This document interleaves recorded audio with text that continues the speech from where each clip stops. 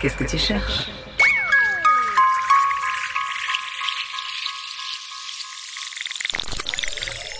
Tout au long de notre vie, nous mobilisons nos muscles de manière soit volontaire, marcher, courir, manipuler des objets, soit involontaire, quand on respire ou lorsqu'on digère. Malheureusement, certaines maladies empêchent de mobiliser correctement notre système musculaire.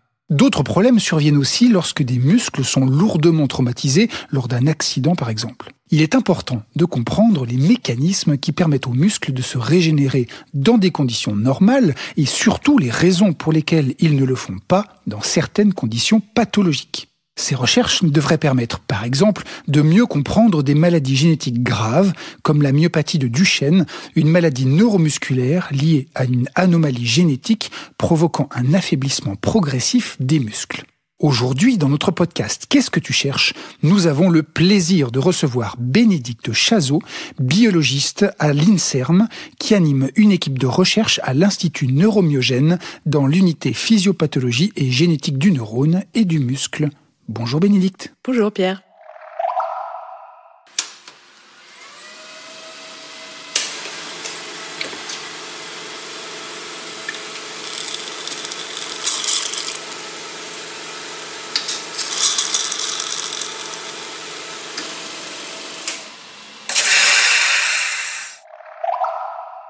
Bénédicte, qu'est-ce qu'on vient d'entendre ? Alors, ce son est la procédure d'extinction d'un appareil qui s'appelle cytomètre de flux. Cet appareil permet d'analyser les cellules une par une. On isole les cellules de l'organisme et on les marque avec des molécules qu'on appelle des anticorps. Et ceux-ci sont fluorescents, ce qui permet de les repérer par la machine.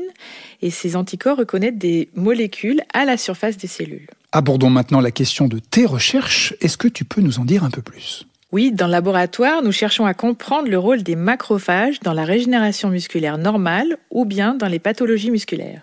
Macrophages, c'est les cellules de l'immunité, c'est ça ? Tout à fait. Ces cellules font donc partie du système immunitaire et elles sont connues pour être les éboueurs des tissus, dans les tissus. Et elles ont aussi des rôles spécifiques dans la réparation des tissus et un rôle dans la régénération du muscle strié squelettique. Et notre laboratoire a été pionnier pour montrer qu'elles sont indispensables dans cette réparation. Donc, à l'arrivée, elles ont un rôle bénéfique dans les conditions normales, mais malheureusement, ces macrophages sont parfois pathologiques dans certaines maladies et dans certains processus comme la fibrose. La fibrose, qu'est-ce que c'est ça ? Alors, pour expliquer la fibrose, les cellules ne flottent pas dans le corps, mais elles sont entourées de molécules qui composent un ciment entre elles, qui s'appelle la matrice extracellulaire. Quand cette matrice se transforme mal et qu'elle devient trop importante, elle devient de la fibrose, elle remplace le tissu. Par exemple, c'est le cas après un infarctus du myocarde. Il y a de la fibrose qui s'installe à la place des cellules du cœur et donc le cœur fonctionne beaucoup moins bien. Et toi, dans tout ça, quel est ton objectif ? Un de nos objectifs, c'est de transformer les méchants macrophages en gentils macrophages dans ces pathologies. En effet, les mauvais macrophages sont impliqués dans l'installation de la fibrose dans certaines pathologies musculaires. Et donc, on parle ici de myopathie, comme celle de Duchenne dont tu as parlé tout à l'heure. Et en quoi tes recherches pourraient aider à mieux comprendre les mécanismes de certaines maladies neurodégénératives comme cette fameuse myopathie de Duchenne ? Donc, les myopathies, qu'est-ce que c'est ? Myo, ça veut dire muscle. Pathie, ça vient du grec pathos, qui est souffrance ou douleur. On travaille sur des pathologies rares. Par exemple, la maladie de Duchenne touche un garçon sur 4000 environ. Mais ce qu'on va trouver devrait être applicable dans d'autres champs médicaux pour des pathologies moins rares.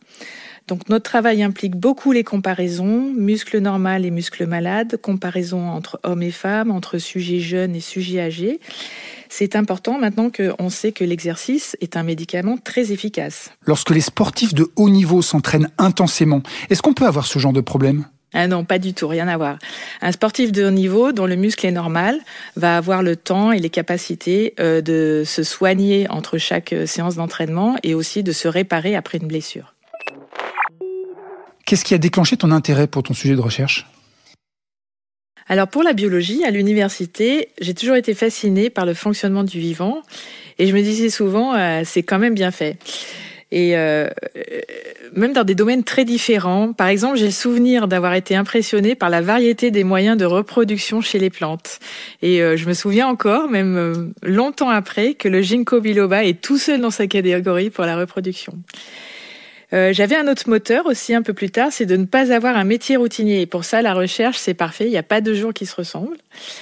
Et concernant l'intérêt pour ce sujet de recherche-là, il y a une 20aine d'années, on a regardé des coupes de tissus musculaires et on a vu que la localisation de certains macrophages n'était pas raccord, si vous voulez, avec leur métier d'éboueur. Et donc on s'est dit, il doit avoir d'autres fonctions, et c'est comme ça que toute l'histoire et toute cette recherche a commencé. Est-ce que tes résultats ont des applications pratiques dans la vie de tous les jours ? Alors, oui.